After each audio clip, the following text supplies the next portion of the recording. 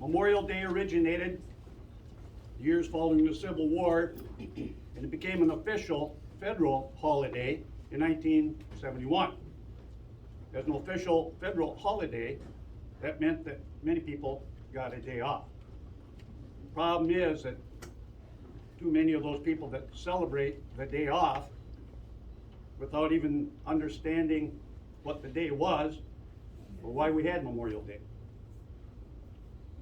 All of you understand, all veterans and their families understand, anyone that knows someone that died in the service of their country understands. We know why there's a Memorial Day, but we don't celebrate.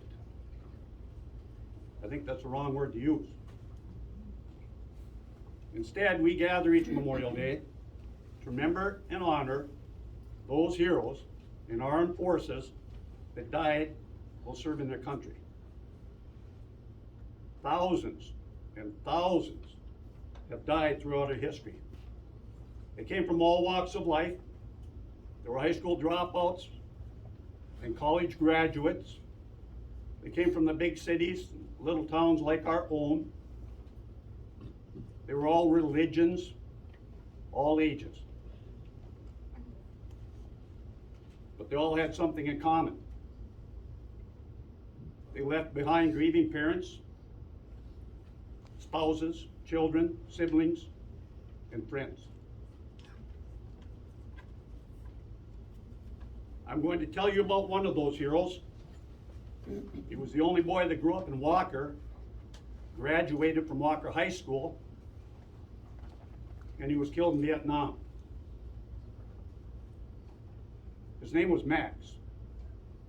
He was delivered into this world in 1948 by the old Doc Ringley at the Walker Hospital, which was over on 5th Street where the Portage Brewery is today.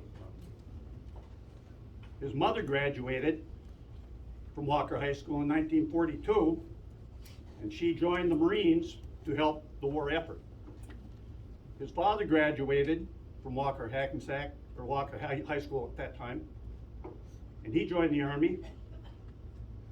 And he was part of the 5th Ranger Battalion that went into France after D-Day. He was later captured and spent the remainder of the war in a POW camp. After the war was over, they both returned to Walker, got married a year later. A year after that, their first son was born. A year after that, Max was born, and then 4 other siblings followed. Max had a typical small town upbringing. When he grew up in the 50s, there was no television in their house, and kids went outside to play with other children in the neighborhood, both summer and winter. When he got older, he played sports. He sang in the high school choir, played in high school band. In the summer, he'd go swim in the lake, date girls, go to the drive-in movie, drive up and down Main Street, which didn't take long in Walker, and occasionally drink a beer. He was a typical small town boy. Max graduated in 1966. The war in Vietnam was escalating at that time. He decided to join the Marines. He felt it was his duty to serve his country. He was sent to Vietnam in 1967. Later that fall, his unit was sent to a remote outpost at a place called Khe Sanh. The world would soon become familiar with Khe Sanh because the American forces there endured 77 straight days of bombardment from rockets, artillery, every day. There was little food, little water, and sleep was nearly impossible. On February 24th of 1968, there was a work crew stringing defensive barbed wire around the command bunker. A mortar round came in, killed one, and wounded several others. The medic in the bunker went out to aid his comrades. Another mortar round came in and hit him. Max was the company commander's radio operator. He knew the medic quite well, and he didn't hesitate to leave that bunker to go help his friend, a fellow Marine, because that's what Marines do.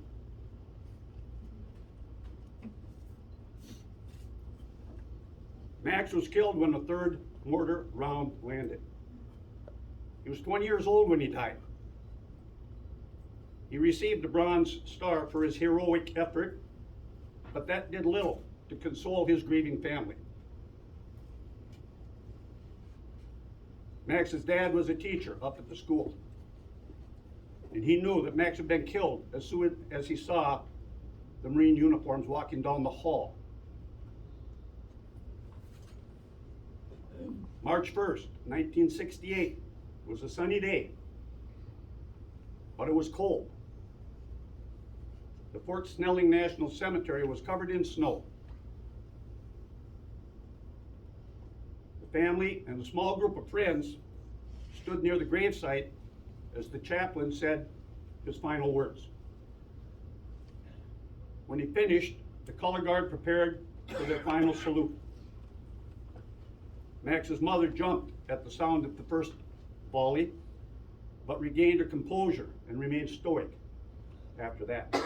And finally, there was a mournful sound of taps, which concluded the ceremony. There were some handshakes and some hugs, and then it was over. He was gone.